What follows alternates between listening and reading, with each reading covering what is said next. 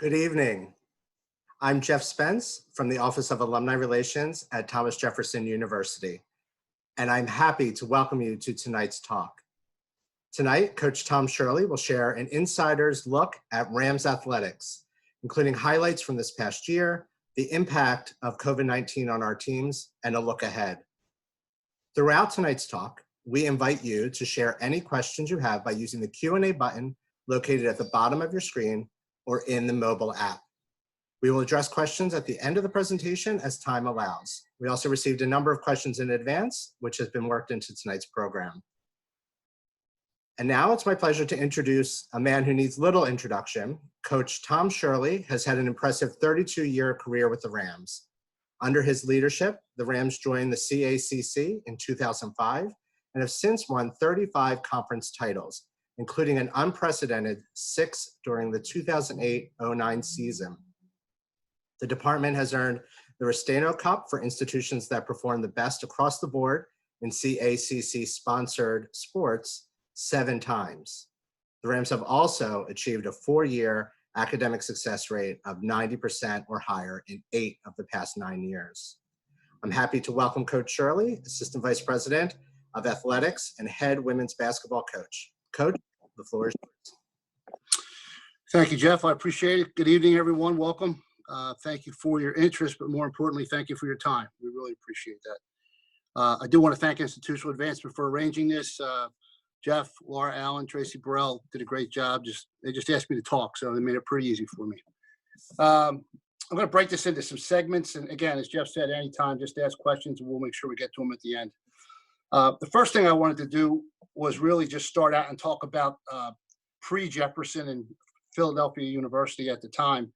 For those of you that don't know, and I'll just run through it relatively quickly, in 16-17, the process began. And we didn't have logos, we didn't have colors, we weren't sure what we were doing. So we actually played that season in white and gray uniforms that just said Rams, because we didn't know what we were doing. The next year, 17-18, was when you could say we were officially Jefferson with the color changes and new uniforms. But some of the things that the Jefferson did for Philadelphia University was integration dollars to really get us started and really get us moving. And some of the things that we did, obviously, we had all new gear for 17 sports and staff in the first year, 17-18. All our signage was changed, including down at the Boathouse, which we're at Crescent Boat Club, and at the Tennis Center, which is Legacy. We completely redid our floor, put brand new logos on the floor. Coach McGee signed the floor again. And we now had a Jefferson floor, which we've actually redone since then. We just put in, before the virus started, was brand new bleachers that also say Jefferson, and no one has actually sat in yet. So we're excited about that. We were able to hire 2 more full-time coaches. Dave Thomas, who has 13 CACC championships as our cross-country coach, was hired full-time. And he also coaches our track and field program. And Norman Patton was hired as our tennis coach to coach both the men and women. So 11 of our 17 sports now have full-time university employees working on sports and at the university. And we have 6 coaches that are part-time. And in our master strategic plan, those are eventually, we would like to take them to full-time positions. We have a new athletic bookstore arrangement where there's gear available to the public in any style that you're looking for in any sport. And they've also started an alumni corner, which will go back to Philadelphia Textile Institute, Philadelphia University, and Philadelphia Textile for those that are the old timers like myself. We have new scoreboards in the gym. We have our membership in the CACC was canceled when we first joined because they thought we were too rich. But eventually we did get that. In fact, 2 weeks ago, we just got back our membership in the CACC. And for a time, we were out of the NCAA, but we had to jump through some hoops. So we're really back where we started, in the NCAA and in the CACC. We got some new logo furniture around the department. We got new game chairs, and we have new fitness center equipment that's actually not so new anymore. The new lease is coming up in 21. But so the coloring scheme has changed. A lot of money was put into this through the Jefferson, so we appreciate it. And now we've pretty much transitioned to the new colors, the new logos, et cetera. So with that being said, I'll move to the next part, which will be kind of our an update about our department itself and how things operate. But before I do that, I want to answer one of the questions that came online. And someone said, if I'm the assistant vice president for athletics, who is the vice president for athletics? And the answer to that is we don't have one. So I report directly to Dr. Jeff Cromartie, who is the chief operating officer of the East Falls campus. And there is no associate or assistant vice president for athletics. I would like to introduce Jeff. I believe he's on there here tonight. And if Jeff, if you'd like to say anything from just a COO position, I'd be happy to have you say a few words. I don't know. Is he Thanks, muted? Coach. No, I'm here. Okay. Thanks for allowing me in. I'm glad that you're taking the time to do this. I'm glad that the alumni are listening. I think this will be informative, as it always is with you. I'll challenge you to be as funny as well. You want to make me assistant vice president, or you want to make me vice president by tomorrow? They muted me. I'm sorry. Go ahead. No, you go ahead. I'm good. I want to listen to you, Tom. All right. So, Jeff, if we go to the slides now. So bear with us on these slides. We use these a lot for departmental presentations, but we just feel like it gives people an idea of what we're about. Now, this is quasi-incomplete because we're actually still in school till Thursday, and we wouldn't have final numbers, but it reflects a little bit. It's definitely through last year and some of this year. So I'll just kind of walk you through them. And again, if you have any questions, please send them to Jeff. Okay, you can slide. So this is the Central Atlantic Collegiate Conference for anybody that doesn't understand what CACC means. It is probably the most friendly conference in the country of 24 Division II conferences because of location. The conference runs from Wilmington, Delaware to Waterbury, Connecticut, which is Post. So it's a 4-hour footprint, and we can do all of these opponents in one day. Post being the toughest trip for us, Chestnut Hill with 6 miles being the closest trip for us. So we're in 2 divisions in some sports, the North and the South. The South is the Philadelphia schools, along with Wilmington and Goldie Beacom and Georgian Court. So it's a very friendly conference, and it's the competition is good. It's I wouldn't say it's great, but it's good. So you can see that we joined anew as Jefferson in 17. We've been in there since 5, and we've I think we're up to actually 36 championships now because we won 3 in the fall. Women's rowing and women's golf are not part of the CACC. They do not offer that sport. You need 6 schools to offer a sport as a conference. Okay, Jeff. This is actually our full-time staff. I'm not going to walk you through it, but you can take a look at the names. And if anyone would have interest in this presentation being emailed to them, you just have to email me and we'll send it out to you. But Rose Kelly is our number 2 in terms of compliance and associate director of athletics, and Chris O'Brien is our assistant director of athletics with fundraising. And then again, the coaches are listed there. All of our coaches except Coach McGee have other duties. You can read what they do. Coach Myers, Coach Thomas, Coach Patton, they all have other things that they do. Coach Horvath is in charge of community service. So it's definitely an upgrade from when we started out as Philadelphia Textile, being down to 6 coaches that are part-time. Okay, Jeff, thank you. There's our part-time coaches. Socrates came in this year for the first time and won a championship, so we're going to keep him. George Lucas at 12, Joe Martin's at 12. We golf at the Ace Club in Lafayette Hill, which is we couldn't golf in a better spot. Latifa Rahim has done a good job for us in volleyball. Dave Navat is married to the pro at the Ace Club, if you want to put the connection together there. And Mike Fegley is our softball coach. So women's golf is our newest sport. It is starting its 3rd year, and Dave has done a very, very good job and has done a real good job for us in recruiting. And then we have 21 part-time assistant coaches and 8 volunteer coaches. Okay. These are our body counts, roster sizes. This is from this year. And again, we didn't finish the season, but we went into the winter and early spring. We actually played about 16% of all of our games for the spring. So they all had started when this was shut down. So some games were actually played. But 325 roster numbers, 27 played dual sports, which is 298. Cheerleading has 14. So we're looking at about 312 student athletes. We run somewhere in the 300s, 335, I think was last year. And The only issue we have now is starting to talk about taking classes at Jefferson Center City and seeing how it's going to work out with transportation, kids getting back to school, taking majors that are more attractive to Center City. So we're still kind of working through that. But right now, it's kind of where we run number-wise. And in baseball, we started at JV, so that's why that number is so high.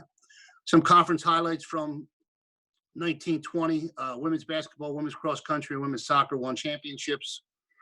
Colin Guerrero was MVP for the men's team. Women's soccer, Aaron Tierney, Lauren Eric were player of the year, rookie of the year, with 3 coaches of the year. Excuse me. Colin was an NABC All-American. That's our second Jefferson All-American that we've claimed. And NCAA championships appearances are listed there as well. Obviously, men's and women's basketball, we got to the NCAA tournament and we got to the location, but we got back on the bus because we didn't play. Okay, Jeff. Some other highlights. Coach McGee reached 1,100 wins. Homecoming, which is scheduled for, that's actually 2019. October 3rd is homecoming this year coming up. We'll have Ram Madness again this year. We hosted the Eastern Regional Cross Country Championships last year for the first time in 30 years at Belmont Plateau, which Dave Thomas and Joe Ryan, a coach here for about 30 years, did a great job running that. We had a basketball alumni day with the women. We had a game itself. Men's basketball also celebrates but doesn't play a game anymore. And then Chris will talk about the Hall of Fame and the sports recognition night and the golf outing a little bit later. Okay, Jeff. That's pretty much it. So if you have information, we try to keep that updated. We'll do that this summer. And anybody ever interested can have that. So the next thing I wanted to do was talk a little bit about this past year and how things went, and how we kind of slid into the virus and how things were handled there. So the fall schedule was completed, which means men's soccer, women's soccer, cross countries, both cross countries, women's tennis, men's golf, and volleyball did complete their years. Women's soccer did win the championship and get to the NCAA tournament. Cross country women won the CACC again for, I believe it was the 10th out of 11 tries, and they went to the regional tournament, but did not have anyone move on to the national tournament. Basketball both went to the NCAA tournament. The men got an at-large bid, and the women won the won the CACC championship. And we literally, they got to Bridgeport and got off the bus and was told it was over and wanted to get back on the bus, but the driver drove too many hours, so they stayed overnight. We got up there, we got up to Adelphi, we got our shoot around in, we came out of the locker room, and we were told it was over. So we actually took the ladies to dinner and went home the next morning. And then the spring sports practiced and had their entire fall. They had their entire winter up to the holiday break. They restarted their regular season in the spring, and then they came back. And at that point in time, March 17th, basically the university said everyone work remotely. So the students were sent home kind of in piecemeal prior to that, depending on geographic location. Thought the university did a great job with, taking care of the students, being concerned for their safety. The ones that could leave quickly left quickly. In fact, there's still a few students there that I believe are leaving by this weekend. But the university was great from a term point of essential people still staying on campus and taking care of the few that remained. So we've been working remotely since March 17th. That's our entire department. We are not permitted on campus because of the governor's declaration. In Pennsylvania, there is a red color, a yellow color, and a green color, and red means stay where you are, stay in place. Yellow will give you some latitude, of which Dr. Cromartie kind of controls the latitude, and then green would mean return to normal. So we are in a red phase in Pennsylvania until June the 4th, so we'll find out what that means. We have been keeping in touch with the staff weekly, other individual calls to them by me. We are all keeping in touch with our student athletes as a team. We're sending them an updated letter from me each week, just with any news that we have and best wishes, and if we can help them in any way. We are mailing out to them their sports recognition awards that they would have normally gotten. And the seniors will get their sashes, which they will be able to wear at the virtual graduation on July 12th. We did win the Restaino Cup. They just counted the spring and, the fall and the winter. And we did, with the 3 championships, we did win the Restaino Cup this year for the women. So I think if Jeff said that was 7, I think it's now 8 times that we've been declared the best female team in the CACC. So with that being said, I just wanted to introduce Chris O'Brien. And Chris is our assistant athletic director and our crew coach, the founding crew coach, who does just a tremendous job with that program and with our fundraising. And then Chris, if you want to just touch on anything that I mentioned or other things that you had on your list. Thank you very much, Coach. And thanks everybody for joining us tonight. I just wanted to add, and I guess reiterate what a coach said, as far as how we were able to get everybody, all of our athletes, it is, off of campus, home, in as timely manner as we could. For almost all of our spring athletes, they were in some sort of a training mode because we were on our week of break. So whether the athletes were about to travel, I know the softball team was about to travel on the same day that we decided that we were not going to continue doing anything further with athletics. So it was a little crazy, to say the least. Like me personally, the rowing team was going to go down to Miami Beach. I was halfway down with our boat trailer, and then I decided to turn around and we headed back up. But I have to commend the university. I have to commend the athletic department. I just have to commend Coach, because everything was happening so rapidly, but it felt from the university that it was handled very calmly. And I feel that all the athletes, I hope all the athletes were kept in the loop the best that they could have been kept in the loop. And as we continue to go forward, I think the hardest part for us as coaches, us as former athletes, there's a lot of former athletes on this call, is that, as a former athlete, you don't want to leave on someone else's terms, right? So it's you always want to go out on your own terms. So this has been hard for our graduating class. And I think Coach will touch upon what the NCAA is going to do, and in hopes to bring some of these athletes back for their last year. You good, Chris? Yep. Thank you. Sure. So the next thing is administratively. I mean, the university is not closed. That's a key message that we're certainly trying to spread. We're open. Summer school classes. So first of all, the students finished their classes, which I think the last exam day was today or tomorrow. They are finishing remotely, and apparently they've gotten pretty good reviews. They've done a couple student surveys to try to find out if students are happy with how things are going. Food is being delivered. There's been very, very good communication from Dr. Klasko once a week to the entire enterprise, as well as the students, about what's going on. He highlights some of the smallest little kindness gestures. He talks about, breaking off negotiations with Temple. I mean, he talks about everything. So it's pretty transparent, the messages that he's giving to us as a university. Summer School 1 and Summer School 2 have been declared online. So that just doesn't change anything for our students that want to go to summer school, but there is no live teaching. The big thing that we're talking about when we come back to school in the fall, and Dr. Cromartie, feel free to jump on if you'd like to do this, is there will be the start of school on time at this point, but with modifications. So there's a bunch of groups being put together by the institution now trying to decide what modifications are.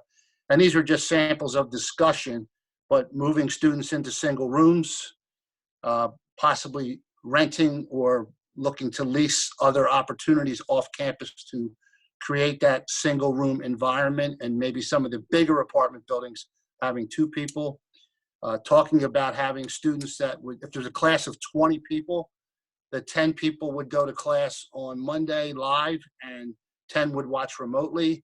and then the other 10 would switch with the other 10 on Wednesday, and then Friday everything would be remotely to try to have smaller class sizes, protect the faculty, and just talk about, safe distancing. So the cafeterias are talking about a grab and go options in the common thread, as opposed to Raven Hill, where there would be safe distancing and a little bit more of a higher level meals, if you will.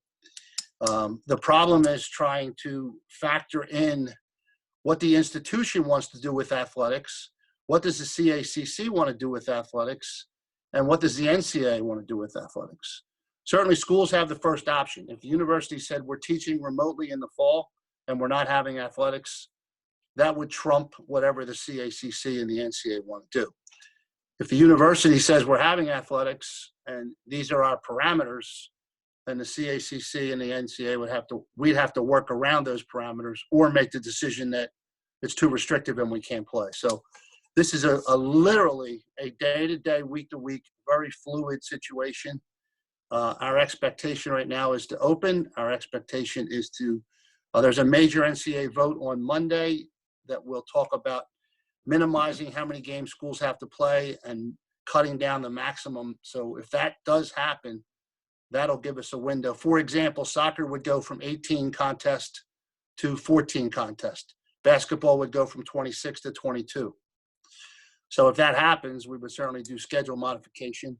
And the goal of that is also to try to put in some budget savings, because we all expect that with the cost of this virus and the cost of recruiting and enrollment and deposits, that there will be a request from senior administration to try to modify budgets as best we can. So there is, what I tell you could happen today, maybe off the table on Monday. So I talk to Dr. Cromartie twice a week about this, and he certainly sits with administration and talks with them. Dr. Cromartie, you want to weigh in on that any more? Any deeper? No, I think you've covered what we need to cover. Thanks, Tom. Okay. So the goal right now, I think, in the minds of athletic directors is we really want to try to not minimize the spring sports if at all possible, because in this past season, they really didn't get to play. They again played collectively 16% of their schedule. So if there's somehow, some way that we can protect them and let them play a full schedule and maybe put the cuts into the fall sports and the basketballs, there seems to be an element of fairness about that. But at the same time, how we're going to social distance and how we're going to handle student athletes that don't want to play, they may just not feel safe to play. What we'll do about that, I don't know. The other issue is we're not allowed to recruit off campus. So all of our recruiting is virtual. So if, in my case, if I was trying to recruit your daughter, I would be calling her or texting her, and I might be looking at a driveway video, because I can't go out and see her play anywhere, because she's not allowed out either, because she's, most of the time the states are restricted at this point to stay home. So what do you do? So the class of 21 is very anxious to get their scholarships, and they're kind of jumping quickly at things, which makes it hard to make an offer when you really haven't seen someone to the level at which you want to see them. So that will remain to be seen. That was just modified yesterday. So now we can have what are called quiet visits, which means your daughter or son can come to campus during the month of June, as long as the governor lifts our red and moves us to yellow, where the university would allow us to have individuals on campus. So at this point, student athletes are allowed to come to our campus, but we're not allowed to host them until our status changes with the governor. So it's very simplistically complicated, but there's a rule for everything. But we are keeping in touch with our incoming freshmen. We are keeping in touch with our returners. We're not really permitted to do anything with them now that the school year has ended, but we are able to keep in touch with them for information purposes. So the final thing I wanted to talk about was the future. And one of the things that we were able to do when Jefferson took over was Dr. Klasko wanted to bring in an outside individual to kind of assess athletics, something that he had never been responsible for. So we were able to bring in someone that he knew named Doug Woolard, and Doug did a terrific job for us, a former AD, now retired in Florida, living the life, but did come up, spend a lot of time with us, and helped together. We put a strategic plan, a mission plan together for the future, And Doug was in agreement that one of our biggest needs, and this was a question that came up about the status of the track and field in the dorm. So let me address that. We have been, having been here 32 years, there's meetings that there's not much to them, and then there's meetings that have a lot of meat on the bone. And we've been in a lot of meetings with meat on the bone in terms of architects, in terms of parkers, in terms of parking people, in terms of landscape design, about the new dorm and the new soccer field. And again, I'll ask Dr. Cromartie to jump on if he so chooses, but the decision's been made to build a new dorm and the field together at the Raven Hill site. So athletically speaking, the field would be a turf field. It would be wired for lighting. We are permitted to have lighting over there until 10 o'clock in the evening. We would put in a initially proposed 8-lane track, but probably going to be reduced to a 6-lane track because of the footprint of that area. And we would be able to play men's soccer, obviously play women's soccer, continue to play women's lacrosse, and we made the agreement that we would add men's lacrosse with the hope of bringing in about 60 bodies and X amount of net revenue to produce some level of a profit to help pay off the field itself. We are looking really hard at asking for the amenities that go along with that, not just the field itself. So we're looking for a level of locker rooms, a level of training room, a possible snack bar area, a possible sports information booth, possibly VIP area, obviously the appropriate amount of seating. So that's the plan. We're trying to put together as much as we can. I think initially, pre-19, we were given serious thought to doing some work over there in the summer of 21, but it would appear that with what's happening, we'll probably realistically look at the summer of 22 in terms of digging up the field and in terms of relocating our programs off campus and beg, borrowing, and steal and other facilities as best we can to give our players a year away, a year off. And that is the number one thing that we need, because it will also help us with our intramural programs. It will also help us with recreation programs. It'll also help us with just other campus opportunities where open space is needed. So, for example, the PA graduation possibly could be held out there. We could maybe have a healthy youth fair out there. We could have just different things. And the other thing that we're going to do in interest of trying to raise money is someone's full-time job along with coaching would be to rent that facility for the summer, most likely to summer and lacrosse programs, so we could generate additional income along with the men's lacrosse program. So that is I would say whatever is number 2 is really distant, and we're running out of space in the Gallagher Center because of the growth of the program. So could we use additional facilities for fitness and wellness? We could. We could use a meeting room. I mean, if we put all the baseball team in a meeting room, there are 60 bodies. The room that we have fits 20. So teams like crew and baseball, softball, we really don't have a place to put them. We use Tuttleman when we can. Excuse me. We use Downs when we can, but it's very challenging. So those are things that we need. But in terms of servicing the community and servicing most of our sports teams, the soccer field, turf field, which needs a name, by the way. So if anybody wants a name on their field, we got one for you. That's where we are. And then I want to turn it back to Chris to talk about some of our other events that we're running, so you know what they are if you're interested in attending, and a little bit maybe about our fundraising opportunities for our programs. Thanks, Coach. Actually, that was a really good plug to name the soccer field, by the way. You didn't have to do that. Well, Jeff said to be funny, and I'm not that funny, so I thought I would try. Just to a touch real quick, right before we get into some other fundraising activities and some events that we have. So I've been on campus now 14 years. And so a lot of people ask when we merged, well, how invested is Jefferson in athletics, and where does the enterprise want to take athletics? And I think you can see from what Coach is saying that athletics is a real importance to athletics. During the recent COVID-19 pandemic, we began a philanthropic fund. It was called the Better Together, a COVID-19 fund. And I didn't check it before this, but I believe it's been open now about 55 days, and we have about $4.5 million raised to directly help people in the Jefferson family who have been affected by COVID-19. In philanthropy, when we gather and we talk about, okay, well, now what are we going to do and how are we going to raise funds for the enterprise after the pandemic? What got cut or what's not going to get cut? We've heard Dr. Klasko say very point blank that athletics, the turf field, the track, the dorm is not off the table. It's on, it's a go. So I think that's a really good indication as to how the enterprise feels about athletics and how important athletics is to the whole university as a whole.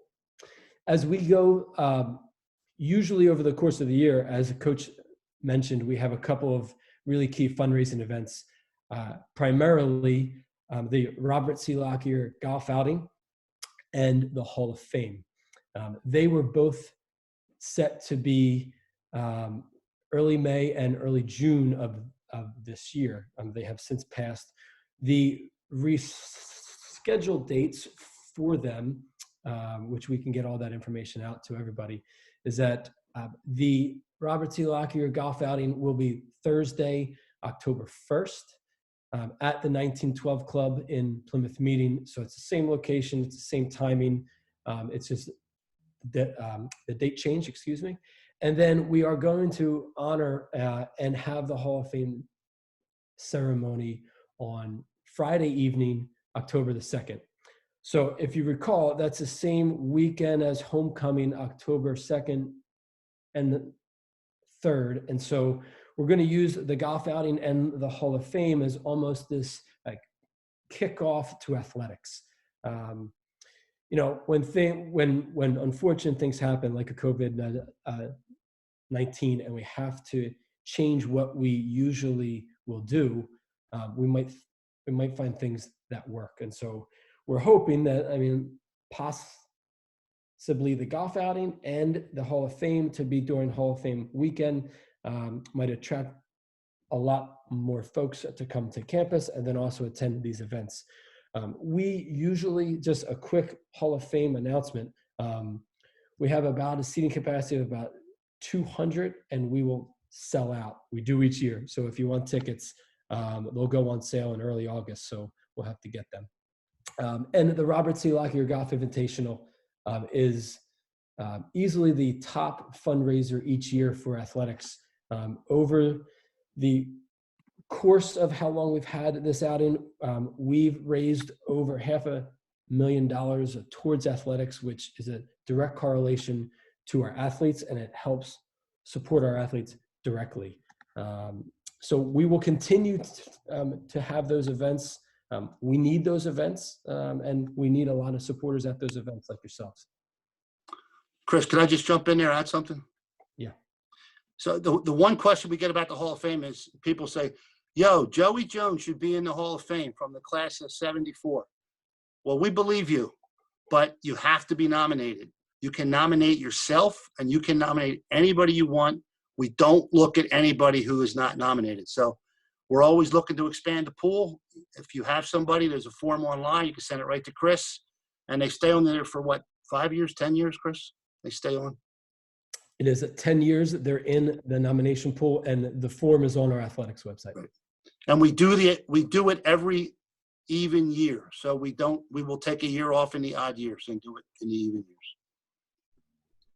Okay, anything else? That's it. Thank you. Okay, Jeff, you want to open it up for questions? Absolutely. Thank you, Coach. Just a reminder to folks, you can use the Q&A button at the bottom of your screens to submit your questions. We've already received a few, which I'm happy to share with everyone. And for everyone's benefit, just a quick live update on our COVID-19 Better Together Fund, which Chris mentioned, is as of now, $6.5 million have been raised for that fund. So thank you to everyone who's contributed thus far, and all of our benefactors who support our students all of the time. On the questions, Coach, we did receive a question wondering if any of our student athletes have tested positive for COVID-19. Jeff, I'll let you jump on institutionally, but we are not aware of any athlete that has informed us of a positive test. Wonderful. So, we have 3 athletic trainers. They are in touch with the student athletes. That specific question has been asked, and we have had 0 responses positive. Good news. Another question is, how do we anticipate handling spectator seating at indoor sports, if we know at all at this point? Today, on the 14th, we expect to have fans. Monday, no fans. Wednesday, fans. Friday, no fans. Now, literally, it changes. I mean, whatever we just come up with as a university to try to assist with social distancing is what we will incorporate. And that's something that we're going to spend pretty much the month of June trying to figure out. I would say it's going to depend on the sport, and I think it's going to depend on the spacing we can do, particularly like if we're outside and we can create safe space. I think we would consider it. Basketball, we may have an issue. I don't know. I talk to Dr. Cromartie every other day, and we always have a new plan. So I don't know. It's our intention to try to be as quote unquote normal as possible with modifications. Wonderful. Sound like a politician's answer, but that's all I got. That is fair at this point. A question that we've received is speaking to your role as both athletic director and head coach, how do you find a balance there and manage to excel and be successful in both roles? We have really good players and we have really good assistant coaches. That's, if you recruit good kids that are good players, that part kind of takes care of itself. And if you have good assistants, it can help make your players better. It's good. It just makes the culture, and I think it helps us.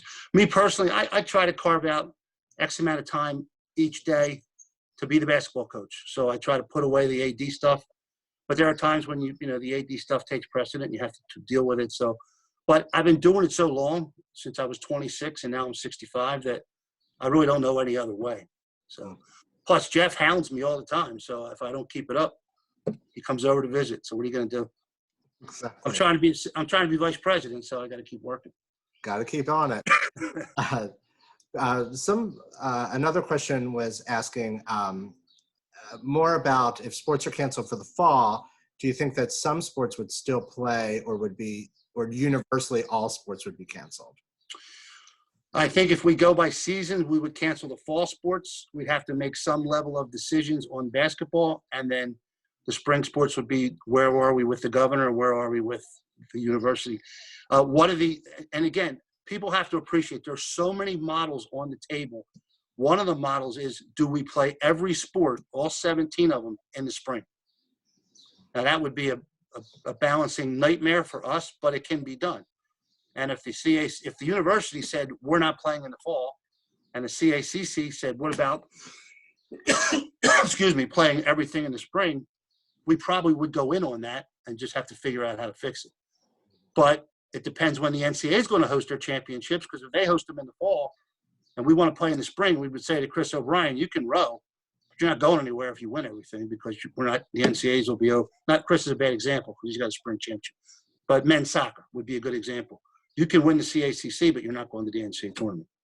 So I don't think we would eliminate one or two sports for the fall. I think we'd eliminate the fall. How can alumni help our student athletes at this time?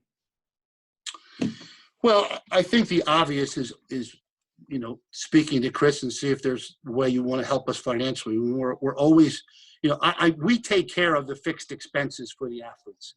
I mean, we transport them, we dress them, we feed them. But there are things over and above that the athletes want or want to do. Spring break being a great example, that always needs an assistance in funding. Each coach has their own fundraising account. Each coach tries to raise their own fundraising. Chris does good crowd fundraising with the teams, but there's always a need for that, the extra type things that we want to try to do. So that's one thing. I think the other thing, though, is if you want to get involved with teams or you want to get involved with players, mentoring them, talking to them about your career. Like if we have a kid in law and society and you're a lawyer and you want to have, conversations with Sabria Lights from my team who wants to be a lawyer, that would be terrific. If you have an internship opportunity for Sabria Lights, that would be terrific. And, we have really good kids that are really smart. And when they all dress up and clean up, when we have the job fairs, they look great and they have their resumes together and they just need a break, just like you and I needed a break. So I think involving yourself with the student athletes in some way is really important. And you know what? Come out and see games because crowds make a difference. I mean, when we win games at home, we win in part because of the crowd. It's just a great environment. So it's not always about your money. I mean, obviously that helps, but it's about your time. It's about your interest. It's about wanting to be still part of your alma mater, which I think is doing tremendous. I think it's a great place. And I think we're now pitching an international brand. I don't know if it gets better than that. Wonderfully. And Chris, maybe you might be able to speak to this as well, but do we anticipate increased scholarship need for our students who are returning and might be impacted by the coronavirus pandemic? Yeah, I think that's an important question.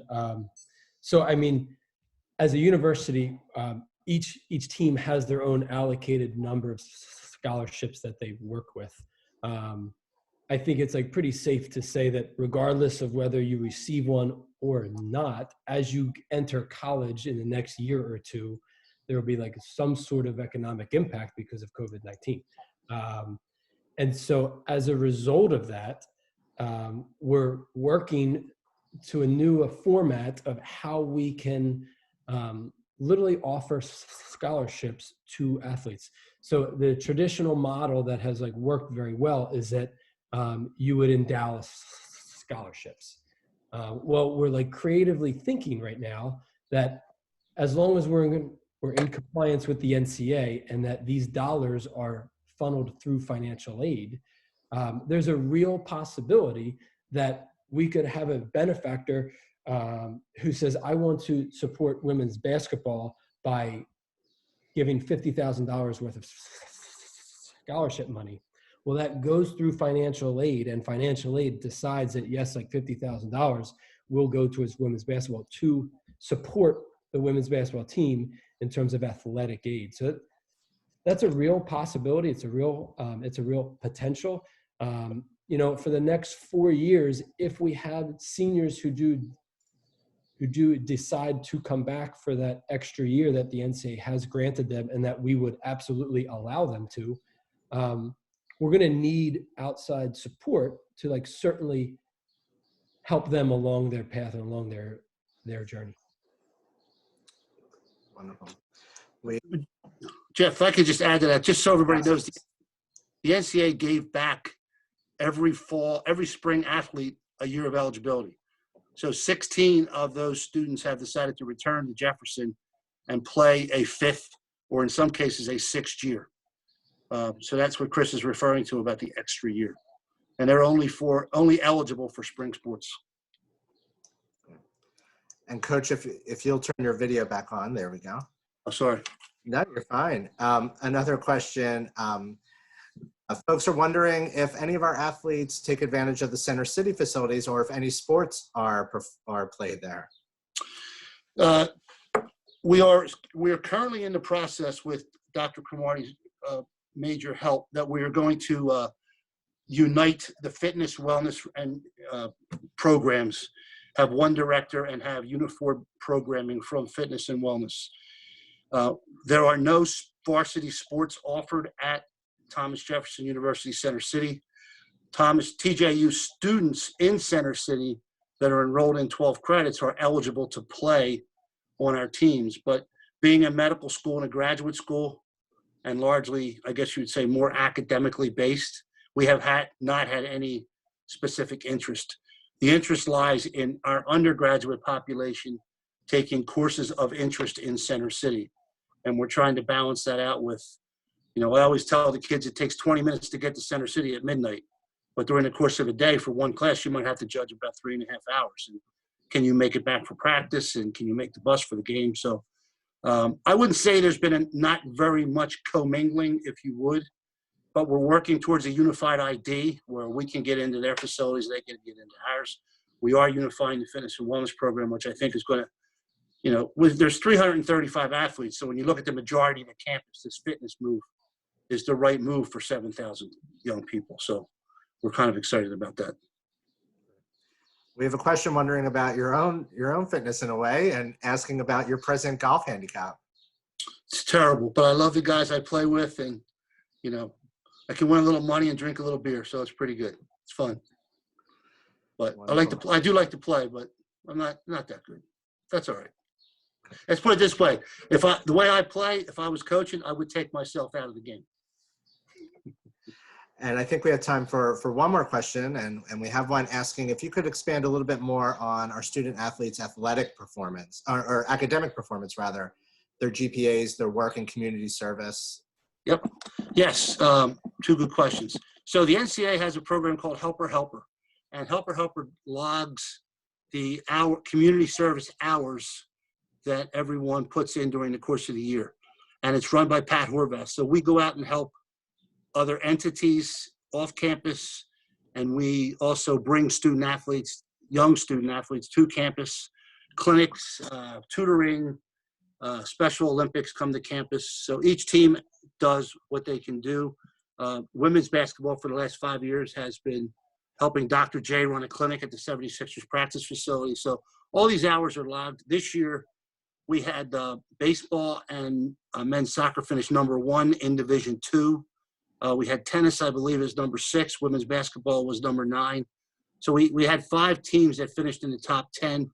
And as a program, we finished 31st out of 242 nationally. And that's with about 3,900 hours through March. Last year, we had about 4,900 hours for the whole year and finished, I think, 6th. I think we were in the top 10. I think we were 6th. So we felt if we had the rest of the year, we probably could have got into the top 10. But, it's a great program. Our kids have kind of bought ownership into certain things that are unique for that particular team. Baseball does a bocce ball tournament for Special Olympics, and it's terrific. Really has held up pretty well.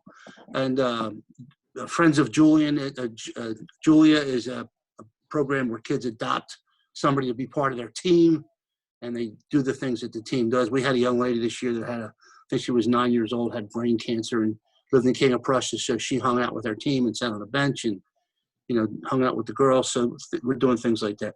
GPA-wise, I don't know how we're going to finish up this semester. We'll know that in about a week. We had a 3.4 last semester. I think we're usually in that 3.3 to 3.5 range. But as Jeff said earlier, the NCAA monitors that. And this past year, and they base it on GPA and graduation rate. And we finished 2nd in the country for graduation rate I think we were at 98.2%. So I would say our kids graduate, our kids stay, our retention rate is very, very good. And our kids go to class, and our kids do well in school. I mean, we had our share of 2.5s, but, sometimes it's about a kid doing the best they can do. The best you can do is a 2.5 and you're a good person. We're okay with that. It's if you're doing a 2.5 and you're not doing the right things, then we have a problem. So, but I would say academically, your son or daughter is going to come here, get a good degree, graduate on time, and get a good GPA. Excellent, and that's certainly a great note to wrap things up on. Coach, I don't know if you have any closing thoughts that you'd like to share? No, I just want to say thank you for the interest. I think these are great to do and they're worthwhile. I just hope they're of value for people that are listening. I hope you'll keep Jefferson in your thoughts. Just support the team, support the players. Go to career services and talk about maybe a job opportunity you can create for somebody. Share your stories about when you were here and some of the hardship you might have. Mental health is a big push on our campus. Maybe you struggled a little bit when you were an athlete or you were a student, and you can give back to a young lady or a young man. Our kids they're sponges for this kind of stuff. They really they look forward to it. They want to hear from the generation. I tell them all the time, the people I'm talking to now are the people that just retired, because that's coming up next for me.